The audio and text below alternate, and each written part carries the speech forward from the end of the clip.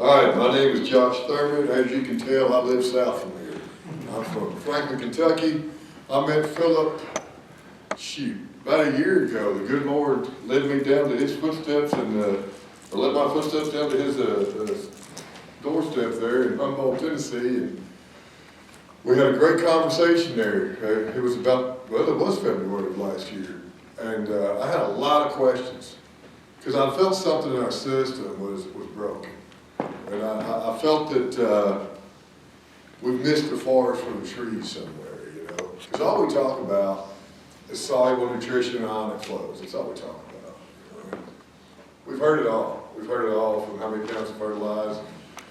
We've heard it all from how many gallons of starter. Let's get this on the plate right now. If producing corn, beans, whatever, was quantitative analysis, could we not just go to the co-op and say, hey, granted we're going to get the amount of rain. I want to make 500 bushels of corn. What's the math problem? Right? Does that work? Yeah. It does work? Okay. I don't have to speak then. We're good. No, it doesn't. It don't work. It doesn't work. So a little backstory. I mean, I grew up on a farm. I've done it all. Dairy farm, hog farm. Quit raising tobacco last year. I was the proprietor and the Mexican in that job, so that's why I got a little too old for that one.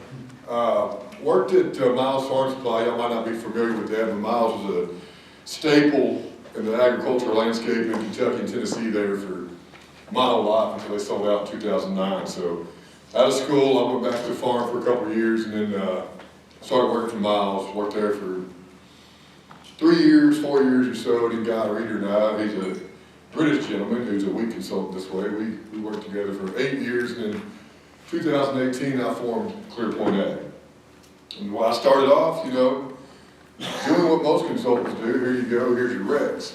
I never felt good about that. I got a good friend, Grant Curry, who does the same thing. We started talking about 7 years ago about how this whole thing was broken. Didn't feel right about it. So it was then that I started reducing the use of my insecticides and pesticides. I'm getting ahead of myself with some presentations here, just giving you a little backstory. I started really looking at using micronutrients to treat pests and pathogens. That's what I started diving deep into. So there's an imbalance here. There's an imbalance here. So we all talk about nutrients, but do we ever talk about nutrient interactions? A lot of us familiar with nutrient interactions. How does that work? Like that? Look at that, I know how to work my presentation. Just a little overview there, you know, we got the macros, there's no need to chew on that, y'all can read all that. There we go. Why is there a picture of an island up here? Anybody know there's a picture of an island up there? Because that's how we treat our nutrients, like they're on an island. We treat them like they're isolated. We treat them like they're on Easter Island, you know. It's nobody's fault to our own. It's probably the pedagogical differences between us reading our own books and who was it I was talking to earlier said you go to school and learn how to think. That's you, Mr. Hulu? That was you, tell me. Yes, sir. Yes, sir. In school, they didn't teach you any of this. Now, I'm going through some grad books from Mississippi State. Nicole Glenn, she's coming on board with us. She gave me her notes from grad school when I was looking for these things. They're still not in there. This is grad school, Mississippi State. The nutrient interactions are still not in there. So there's information out there. You just got to know where to look, and it's damn hard to find. I'll be the first to tell you. But anyway, nutrients often have codependent relationships, and that affects our crop and our soil response. And I'll get into this in the second presentation today, and I'll tie all this back together. But does anybody know what makes healthy soil? Let's get that on the table real quick. What makes healthy soil? Somebody, give me an answer. Biology. Close. It's a healthy plant. We wouldn't need cover crops if we didn't. We would not need cover crops, and it is biology, you're 100% correct. We would not need cover crops with healthy soils to not make a healthy plant. We just have a medium out there that we can throw whatever we wanted to on there and have a heyday. But we have to have healthy plants to create healthy soil, in turn feeding a healthy plant. It is a relationship, it is interdependent. Now let's get started, let's dive in. Nitrogen. Our plants do not use nitrogen. Let's get that out of the way now. They do not. They have a fundamental relationship with forms of nitrogen, but they do not use N2. What are the 4 forms of nitrogen our plants take up? And there is 4. We could probably go 5, we'll say that. What's the 4 forms? We got urea, What else we got? Ammonia? What else we got? Nitrate? What's the fourth? Nitrate. Nitrate was third. What's the fourth? So what do you say, same thing again? Urea, Yeah. ammonia, Yeah. nitrate. What's number 4? Amino acids. Do you agree with that, Josh? Depends on how you're gonna put nitrite in that, but yeah. Well, I said we could use 5, but I backed off. we can start adding some enzyme cofactors there if we want to get back to where we need to. You could probably get 5 when we start talking about bacterial metabolites, but we're not going to get to that in the next presentation. That's the stuff that excites me. I get chills on what I'm talking about it. I love talking about it. All right, nitrogen is the #1 fertilized soil. Why would that be that nitrogen is the #1 fertilized soil? Nitrate has a strong vegetative index. You're not getting root growth with nitrate. You're getting root growth with ammonia because that works with cytokinins, and nitrate works with auxins, plant hormones. You got a healthy plant, it's assimilating your nitrates in the leaves with auxins. We correlate its rapid green up with success, don't we? We see that and we're like, man, we're doing a bang up job. Look at that, green. So what do we want to do on the backside of it? If a little's good, then more's better, right? That's what we like to think. Who's putting anhydrous down the fall here? That worked for you pretty well? I'm sure it does, you wouldn't do it. Right. What's the fate of that anhydrous? What's what? The fate of it, what does it become? Organic nitrogen. We hope. Yep. We hope. There's also a school of thought that excess nitrogen is what we're putting in our organic matter, which that's what it does. Because nitrogen are protein, carbon is the rice from the taters. It's got to have both of those. So we're putting nitrogen down there with bacteria and the microbiology. They have to have both of those things. They cannot consume one without the other. They are interdependent, and it will burn out your organic matter in a hurry. I'm not saying we can't replenish organic matter, I'm saying it will burn it out. So, let's talk about some nitrogen, because there's always more, right? But wait, there is more. Anybody familiar with the term oxidizer? What that means? Anybody know what that means? Pretty much the same thing at the top. It will steal your electrons, is what it'll do. You know? It's just like that dude who steals people's wives, I guess. But nitrate, or any form of nitrogen, will steal your electrons, and it is highly reactive, it is highly soluble. The problem with nitrate, I want you to hear it here, and you can say this guy said it, because I'll stand on this hill and I'll talk about this all day. It is the progenitor of disease and insects in excessive quantities. It is the reason you get disease. It is the reason you get excess pests and insects. That's science. That's the real science. I don't sell nitrogen, so I can say that. I can say that. If you want to know how that works, we will get into that to the next presentation. Well, it's actually right here. So, excess nitrogen. The cell walls of our plant, its main constituent should be calcium. We want that cell wall like that right there. Would you agree with that, Mr. Davis?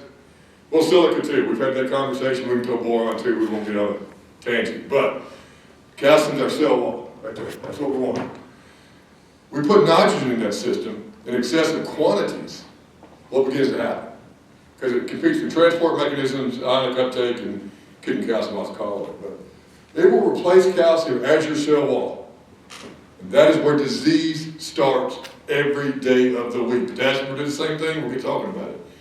It will replace that as your cell wall, and I'll show you some pictures here later on where it's calcium.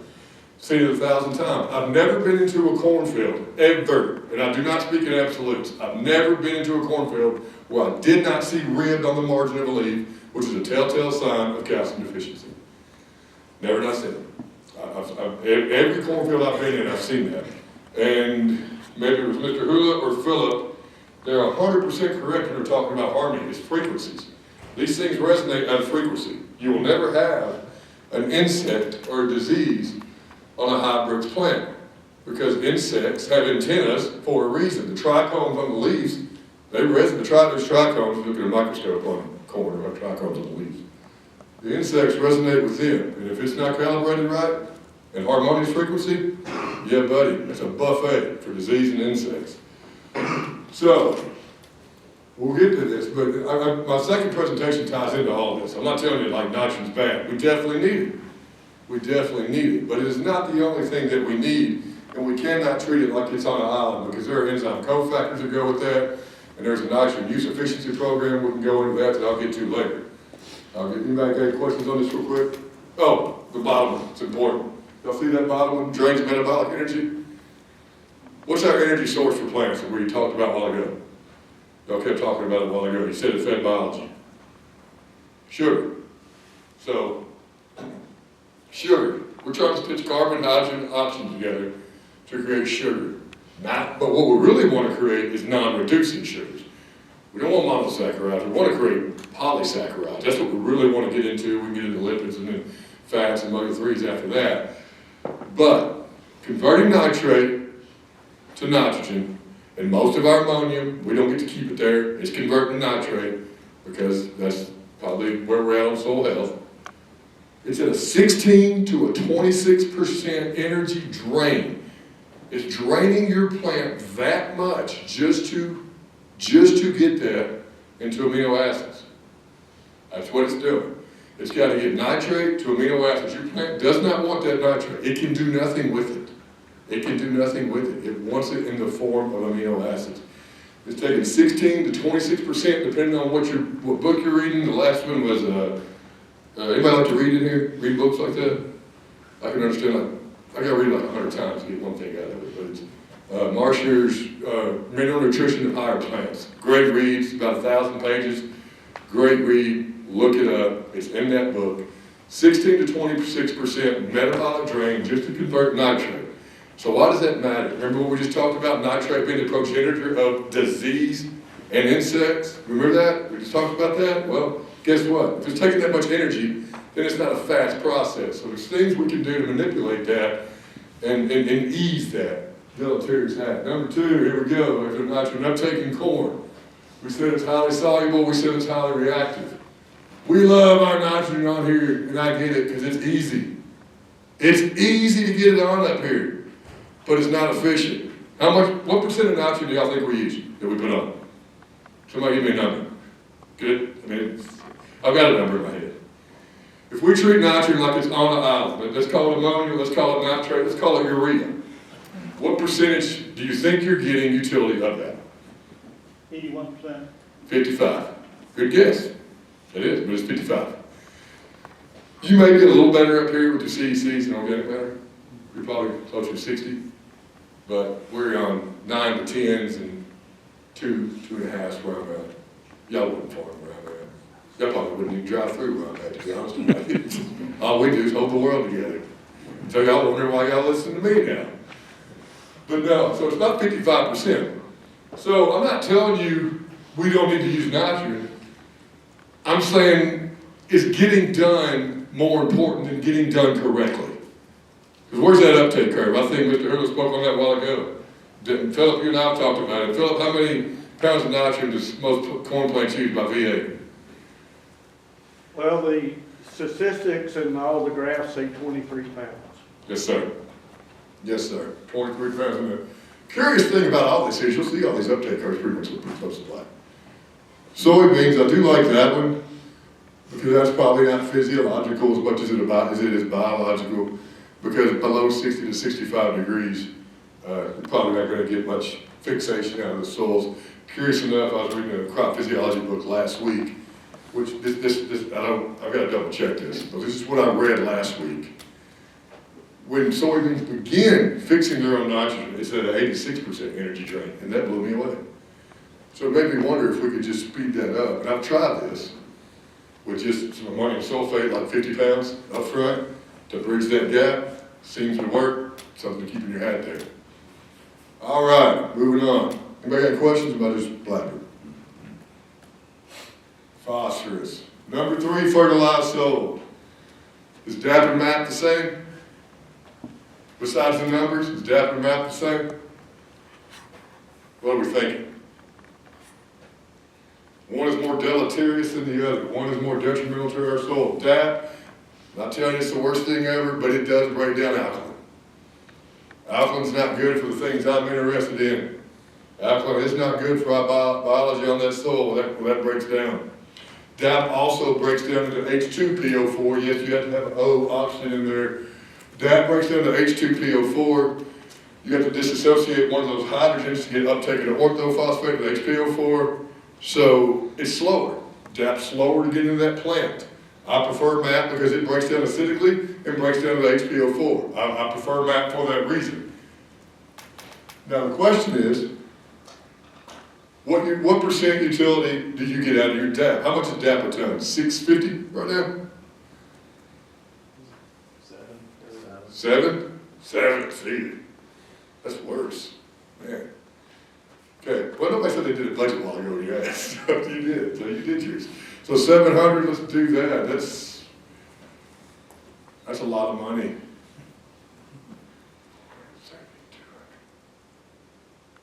Okay, so we did 200 pounds an acre, we're gonna be 40-something bucks an acre right there. Let's break it down to numbers, let's break it down to things we can digest, things we hold true to ourselves. Money, let's hold that. We can speak the language of money, all of us. So we're spreading 200 pounds of DAP down, right? That's what we do? Is that fair, 150, 200 here? Is that roundabout? No? How many pounds of DAP y'all spread? Or phosphate? Depends on my soil. Depending on soil level? Okay.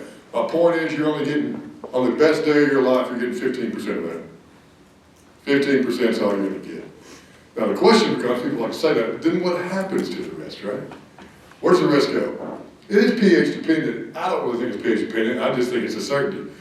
On one side of the scale, probably alkaline, you're going to tie up with calcium. You're going to form insoluble calcium phosphate.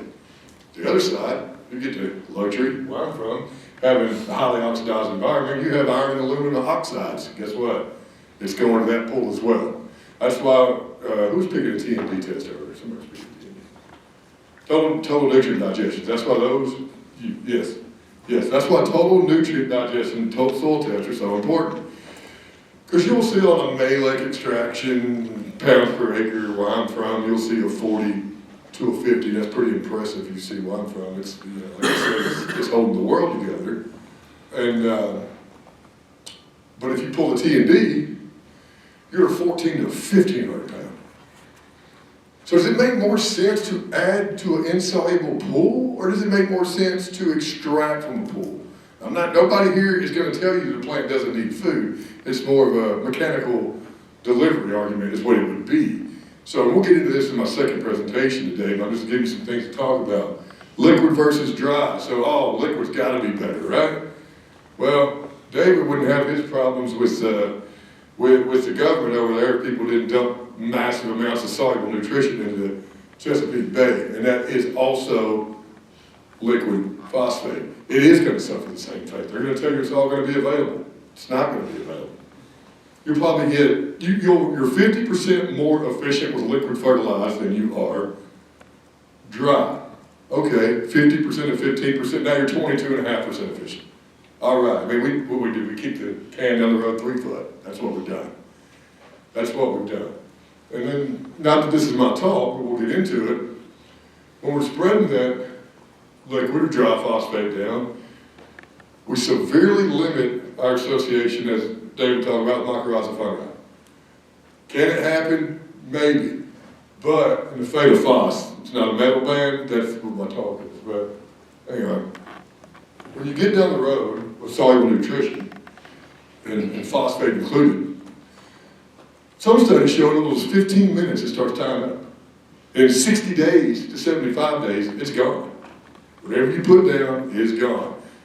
So we know biology works in that manner because we're not getting it from the soluble nutrition that we used. We're getting it from the things that the good Lord has put there and allowed us to extract from. How do we know that? Uptake charts. 1,000 GDUs onwards.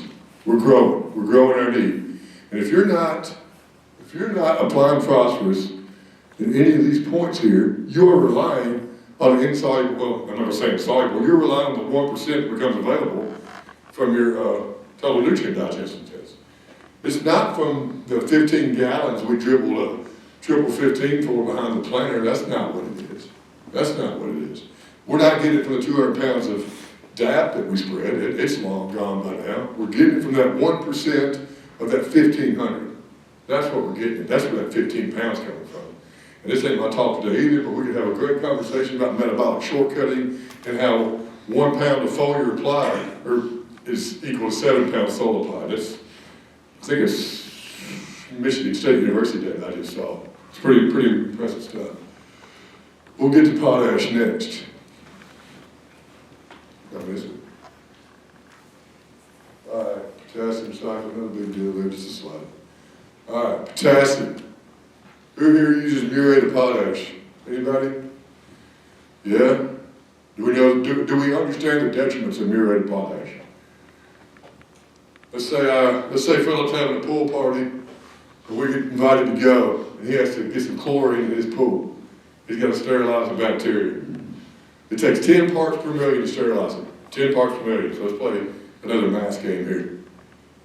10 parts per million, we just said, is what it takes to sterilize that, right? 100 pounds of muriate of potash, it's 47% chlorine. So how many pounds of chlorine is that? That's 47, right? That's 47 pounds of chlorine. Let's do some quick math. 6 inches of soil weighs how much? 2 million? We'll give you that. 6 million pounds, the top 2 inches. So let's just divide it by 2. We spread 100 pounds. I have 23.5 parts per million to sterilize my bacteria there. And it takes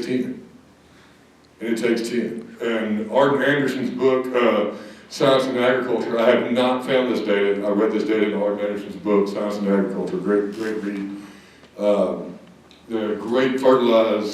The Salt Lake Fertilizer Institute did a study on muriate of potash. And they measured it, leachability, after 3 inches of rain. 70% was covered. I did not have the context, so I don't know soil type. I don't know soil type, CEC, organic matter. I don't know that, but I know it's leachable.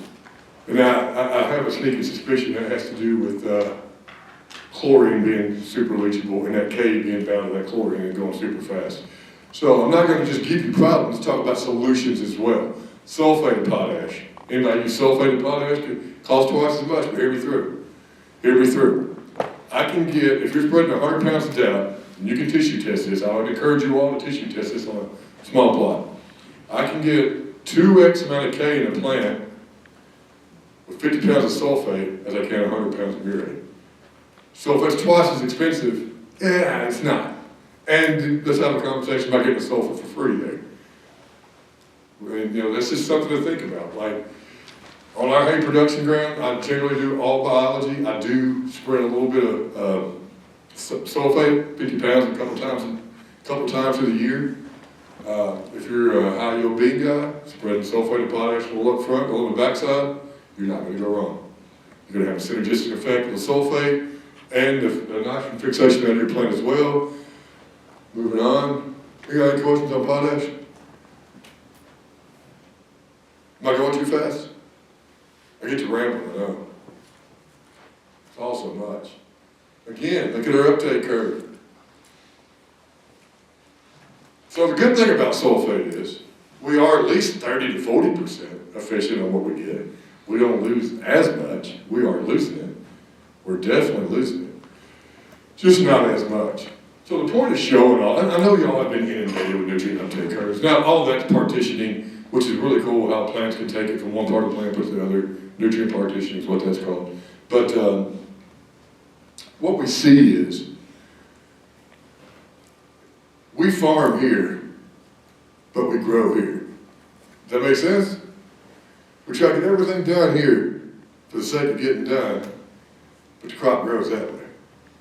And that's my whole point about talking about efficiencies. Because then the conversation should lean on to is, then where's all the rest of the goodness coming from?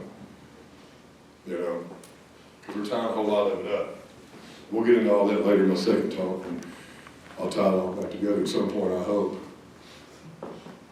Calcium, it's my favorite. Calcium, in terms of probably molecular weight, what's the number one used nutrient in a plant? Anybody here manage calcium? Yeah, fantastic. Calcium has nothing to do with pH. It has not one single solitary thing to do with pH. Nothing at all. It is the carbonate you're interested in when it comes to pH, to exchange hydroxyl and hydrogen. That's what we're interested in. Calcium by itself will not do that. But we talked about calcium earlier as a cell wall constituent, cell division. Fill up your presentation, you were talking about plant signaling. Guess which one's the number one plant signaler in there? Guess which one that is? It's calcium. Guess which, have y'all ever heard all the nutrients riding on the back of calcium? Has anybody ever heard that? People's heard that, people said that.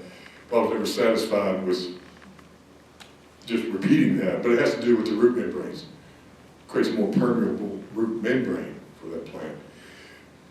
So all other nutrients get more opportunity to enter into there. We also get cell wall strength, we get stem strength out of that as well. And then we get into the secondary conversation, or maybe it is a primary conversation with calcium, is what calcium does in our soil in terms of flocculation and airflow. Calcium is a huge, heavy molecule compared to other ones.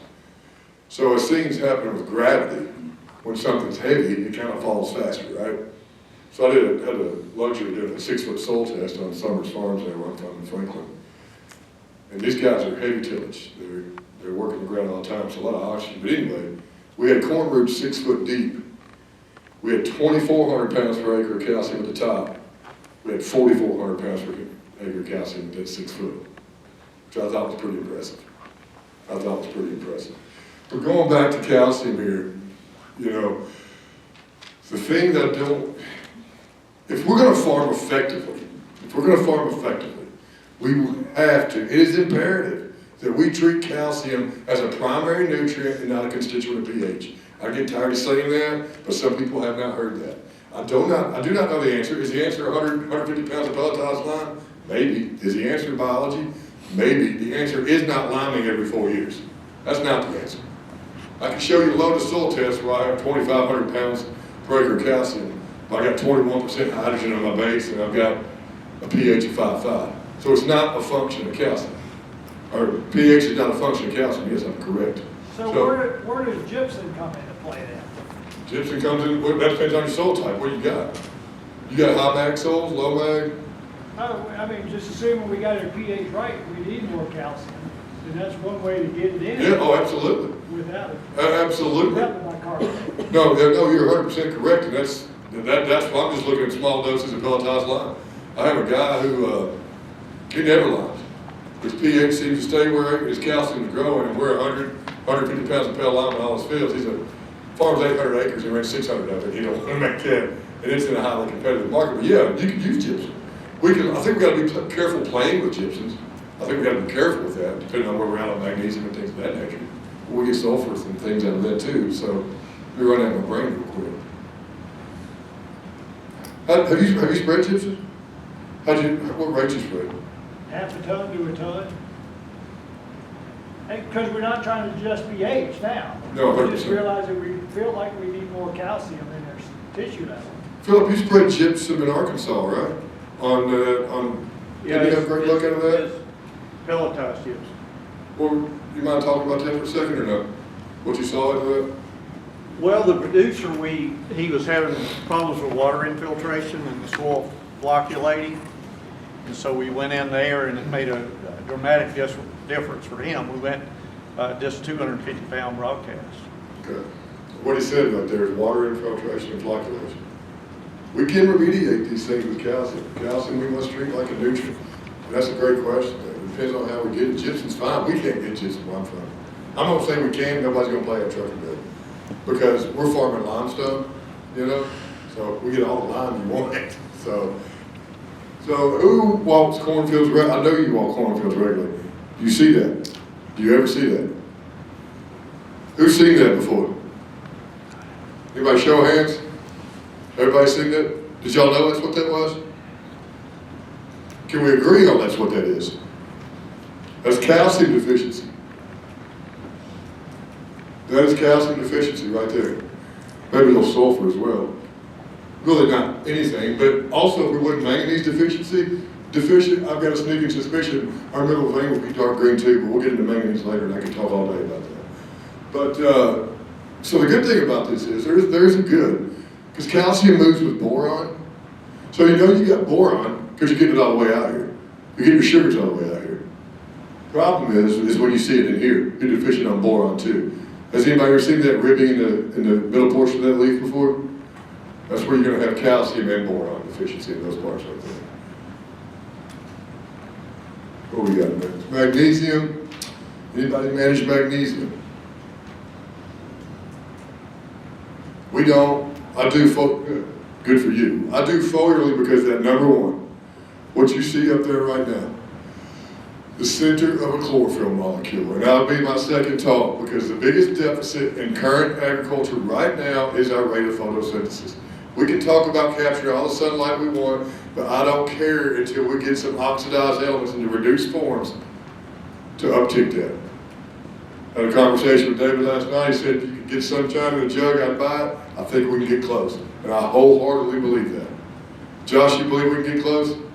He said, I think it's a point that we both agree on. Magnesium is also super important with protein synthesis. So we was talking about nitrate getting clogged up in your plants and the metabolic pathway.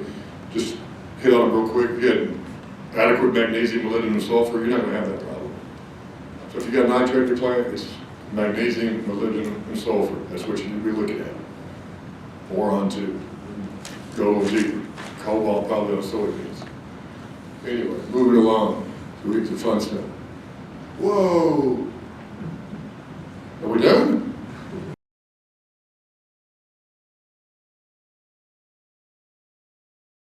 It says, ladies and gentlemen, start your engines. Why does it say that? Our plants are the engines. But if you're in a vehicle, can you start your engine without a key? Kind of hard to run, eh? Kind of hard to start. I guess we got a hand crank, but nobody's driving those anymore. Nobody's driving a hand crank car anymore. So here we are. Micronutrients are critical keys to unlocking yield potential. You've heard me say enzyme cofactors a couple times. This is something that Josh and I talk about a lot. Micronutrients, it has to do with what's called metalloproteins in plants. So enzymes are just protein catalysts that are in charge of metabolic functions in plants. So, photosynthesis, respiration, transpiration, infixation, protein synthesis, all kinds of just jobs that they have to do. So they're little guys with the big jobs. Zinc, Mr. Hurley talked on zinc a while ago.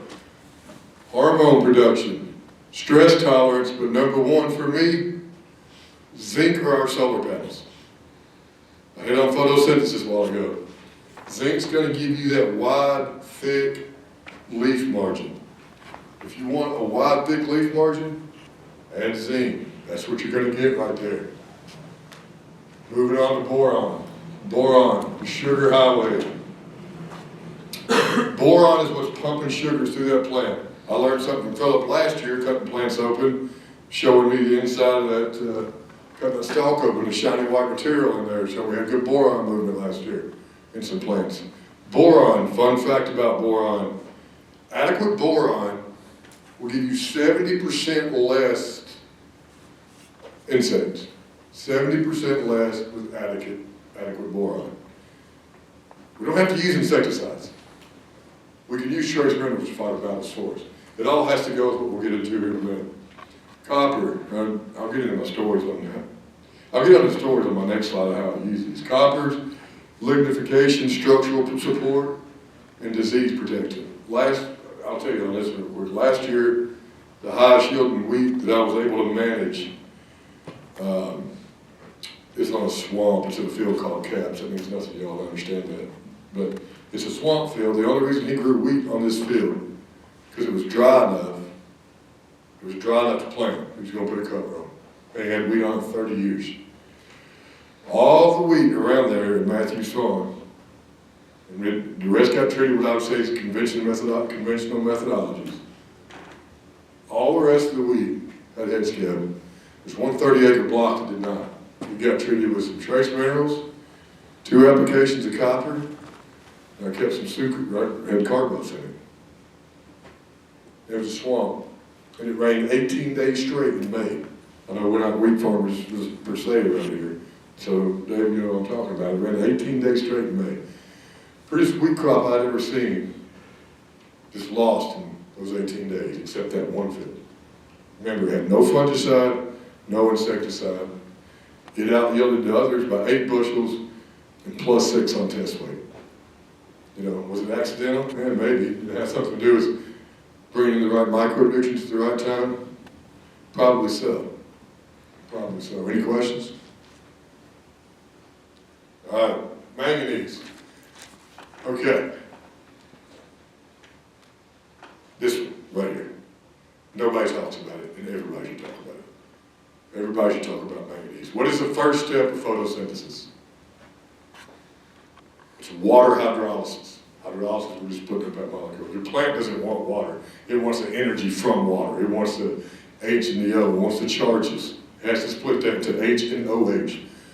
It's going to be a positive and negative there. That's what it wants. It can't take up water. It's splitting that water. And the first step is water hydrolysis through manganese. So, Dr. Don Huber, I had the opportunity to be at the Acres Conference with him this past winter. He's done about his most extraordinary research in agriculture as anyone. And everybody ever gets swept under the rug because it don't serve nobody but the farmer. He can't make money off his research. Well, they can't make money off his research.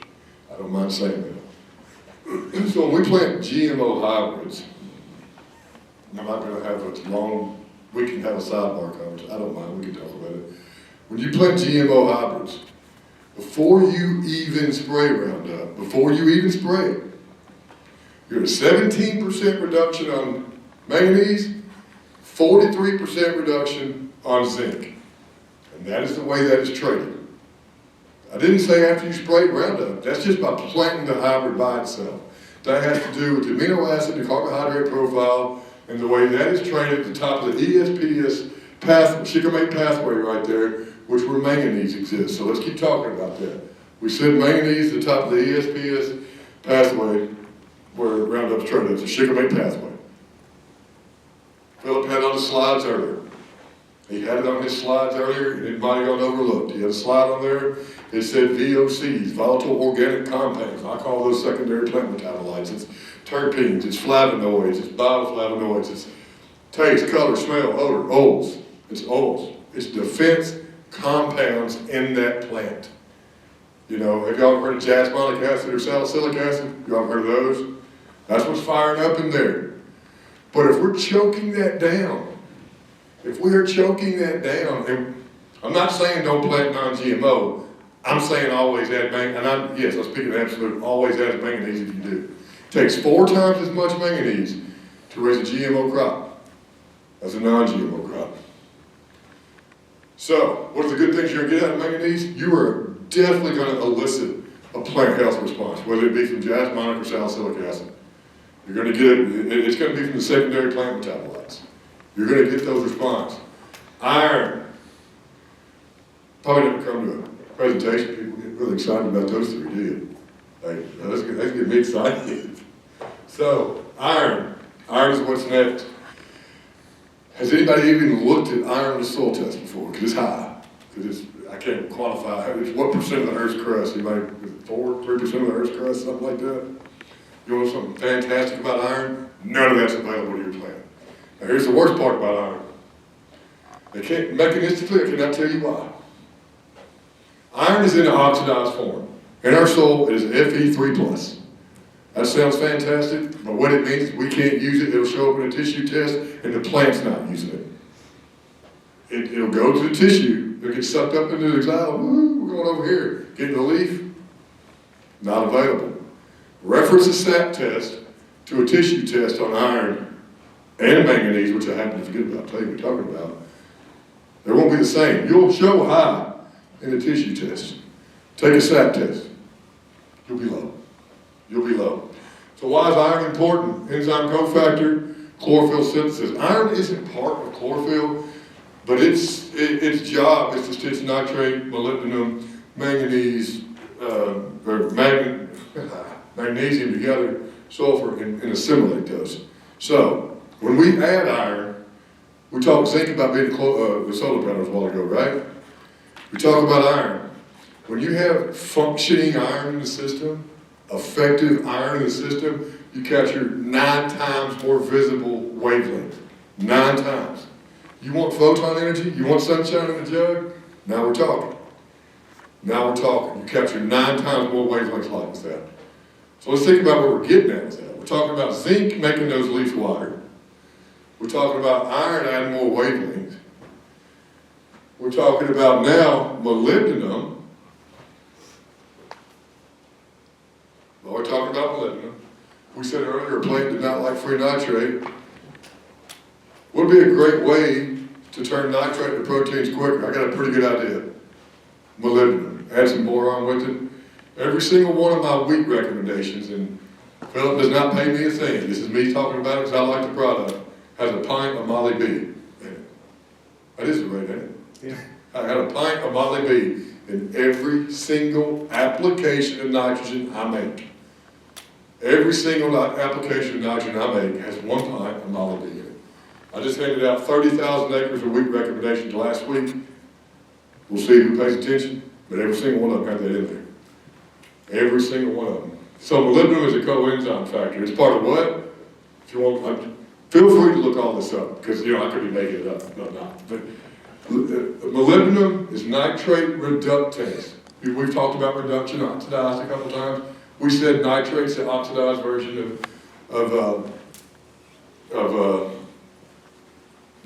nitrate's the oxidized version of nitrogen. Well, molybdenum, it comes in there and it synthesizes that for us. With boron as well. Why boron? I didn't mention that. Why boron? Nitrate's pH, that's why boron. Because your soil wants to take up boric acid. Nitrate's super alkaline. It's kind of hard to take up something acidic when you're super alkaline right there. So when you put nitrogen down, always put boron in there as well, because your soil's not going to be able to take it up. You're going to get outcompeted by nitrate through transport mechanisms. So always add your boron in there. And I'll get to it on my next slide, but I will tell you what my exact is. I mean, I'm not going to do a consultant Iowa, so I can just say it. So I got to charge people at home for this, right? I got to charge everybody back in Franklin when I tell them this, but don't y'all tell them we talk and we'll be all right. So when I'm running nitrogen on my wheat, or when I'm running, first off, it depends on the solution. So here it is, like I'm running probably 12 gallons of nitrogen right now on wheat, on most of it, 12 to 13 gallons. In that 12 to 13 gallons, I'm running 32% of vitamin, I'm running 6.4 ounces of carbose, I'm running a pint of Molly B, and every bit of that will have sulfur in it. Every bit of that will have sulfur in it. So what I'm doing is, I'll have a back shot, I'll have a second shot on that wheat as well. I'll take where everybody else is putting 130, 135 units in Palisade, I'm going to use 80 units. I don't want to use 55% of 100%. I want to use 100% of 55%. That's what I want to use. So, we talked about the nitrate's deleterious effect on our soil. We're circumventing that as well. We're getting away from that as well. Like I said, I'm not here to bastardize nitrate, but we must learn to use it more responsibly, effectively, and efficiently. What else we got? So are you saying that with your 12 gallons of nitrogen, whatever form that is, adding a pint of Molly B and the sulfur, we're becoming more efficient with that nitrogen? That is exactly what I'm saying. I mean, I agree, because every time I make a nitrogen application, we're at 8-to-1 nitrogen sulfur, irregardless. I like that. And then we're, depending on what crop it is, the poundage of boron and molly. Right. Every time. Oh, that's a good point. I forget too much. There's too much stuff rattling in my brain. Thank you so much, Dave, for saying that. Boron. Y'all know how much we should use for every 10 inches of rain? You know how much boron you need? Because we lose it? For every 10 inches of rain, you need a half pound of boron. That's something to write down. For every 10 inches of rain, you want a half pound of boron. I talked to Josh about this last night. Philip, you may want to correct me. Because it makes a lot of sense to me. You got a boron product or soluble or something. It makes a lot of sense instead of spreading 5 pounds of dry boron to go out there and spray a solar blood for coverage reasons. Am I wrong in thinking that? Yeah, it's for every 10 inches of rain, half pound of active boron. Because if you do dry, what's dry, 10 to 14%? So you're probably going to be able to spread, 10 pounds of that. Is that, dang it, yeah, we're good. I want everybody getting a good dose of those right there. Zinc, boron, copper, Everybody see those? This is a slide that I just want to look at for a minute, and everybody just look at. Because this is something I bet you've never seen. Everybody understand what I mean by chelation? Binding goes together.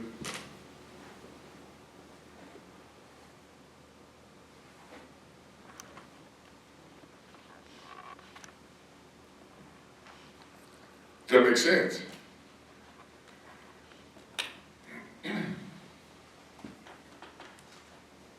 Does that make sense to anybody? Talked about our old friend glyphosate over here. It's not as effective as EDTA chelation, but it is more effective as a citric acid or organic acid chelation. So the next question would be, well, how long is it going to hold on to it? How many times are you going to spray it? You're going to spray it 3 times in the field? If you're going to spray it 3 times,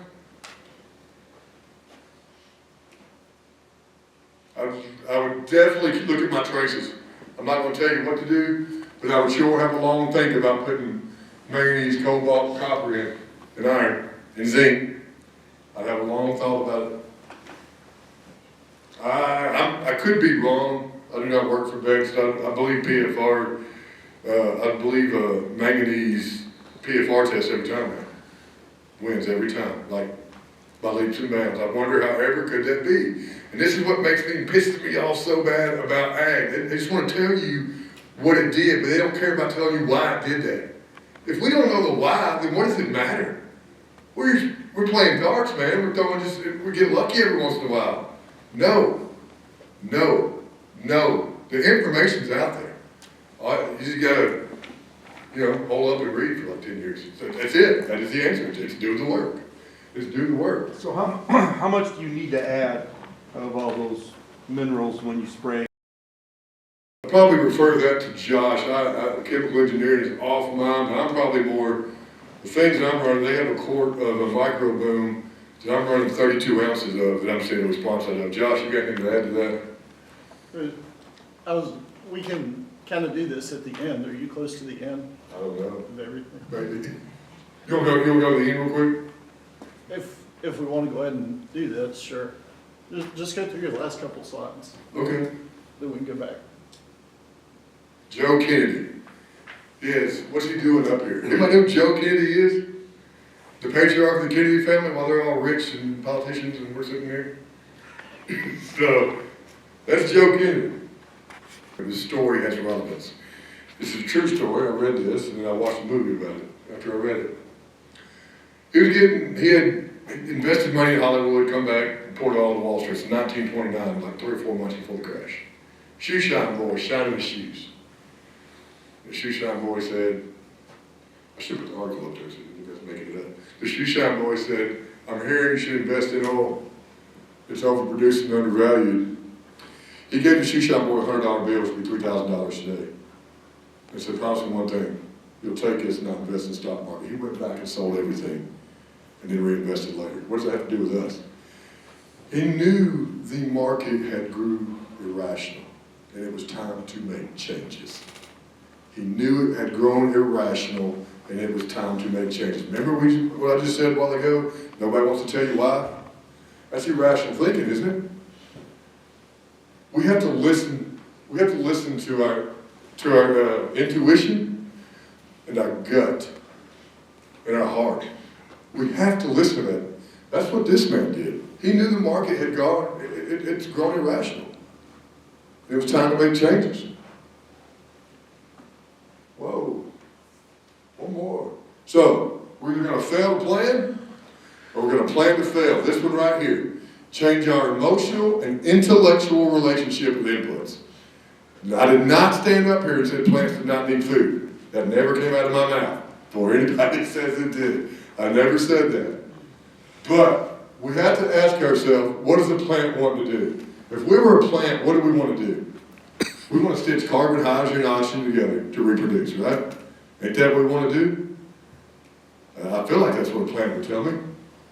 But we have dogmatic values. Call and response, call it what you will. We have dogmatic values, almost almost religious beliefs when it comes to what we must do. And the only thing it's perpetrated by is World War II. They found that ag had a great dumping place for fertilizers, is what it was. They said, we'll add some salt in there and it won't all blow up. And that's where all this is perpetrated from. You can trace all that back. The moral plots, University of Illinois, look up Richard Mulvaney's work. Anybody wants to write that name up, look up Richard Mulvaney, the potash paradox. After that, look up Christine Jones, the phosphorus paradox. After that, look up John Kemp, nitrate, what would that be? Nitrate and yield loss. That's one thing I didn't bring on, nitrate. Nitrate causes your plants to die prematurely in excessive amounts. I'll get back to this, but before I forget, nitrate causes that, I think too much. Calcium, going back to that, nitrate overrides calcium. Black layer, every day that you delay black layer, every day, David, you may like this one, every day you can delay black layer, 4 bushels. So what is black layer? So okay, what is that? It's a collapsing of what? The placental cells, the reproductive parts. What's that got to do with anything? Not a betting man, but I bet calcium and silica and boron will come in there somewhere. What do you think, Josh? Yep. All right, moving on real quick. Interactions matter, we got that. And plant health is optimized when we balance nutrition. Every field I go into, I carry a refractometer. Philip sent me that. I have a refractometer in every field I go into. Is anybody familiar with BRIX, B-R-I-X? Everybody familiar with that? If you want some literature on that, write the name down, Tom Dykstra, Dr. Tom Dykstra from the University of Florida. Some great things to listen to on that. In recorded history, there's never been a pathogenic insect or disease on a plant above 12 Brix. There's never been a disease or an insect on a healthy plant. That has to go back with the frequencies that David and Philip were talking about. I know it sounds like voodoo or whatever you want to say, but no, that is hard in real science. What was his name? Callahan. Phil Callahan. He's the one who pioneered that research, wasn't it? Maybe he learned from Kerry Rings, right? Okay. Kerry Rings, Phil Callahan, 2 more names to write down. These are all the people I read. Arden Anderson, there's another name. But anyway, insect and fungicides, read that right there and let that stick. Probably never heard that one. Those are proteolytic. Anybody know what proteolytic means? That means when they wear down, that means those proteins inside of them break down, and guess what you have again? Insect and disease food. If you want to continue to apply those every 30 days, be my guest. I'm not telling you it won't work, because it probably will. What I am telling you is, what if we play to the plant's natural defense mechanisms? That might be something I'd like to think about. And the last one, excessive nutrients are not indicative of health or yield. So that is all I got. I know it's a lot, and I forgot a lot because I get too darn excited, and I do it every time I talk. I get too excited. Look back to your deficiency slide, and we'll answer the question. That's it? Yeah.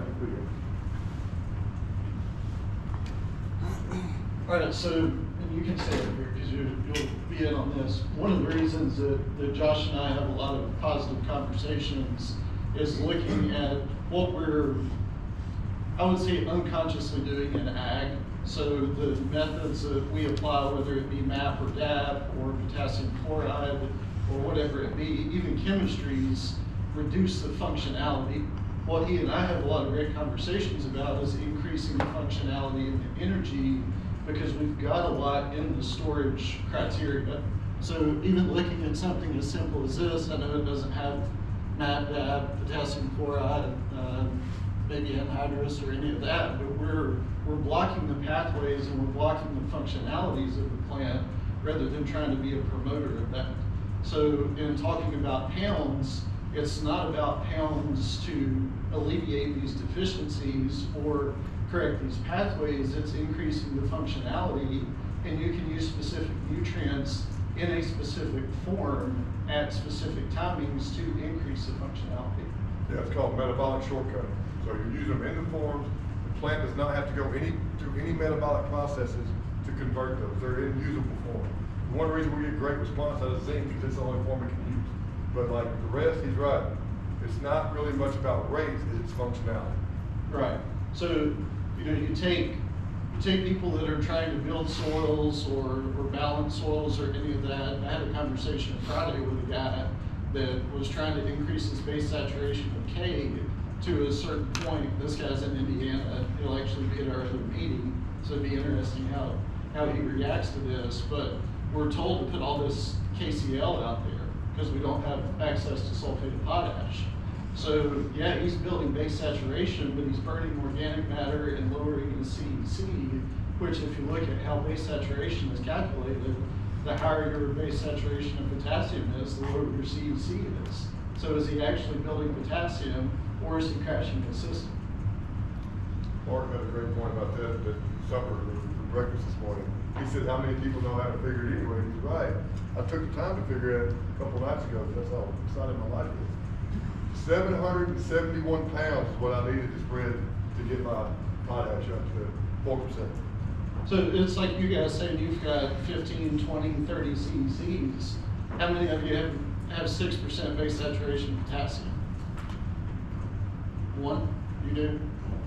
And how much have you applied over the years? Like hundreds of pounds?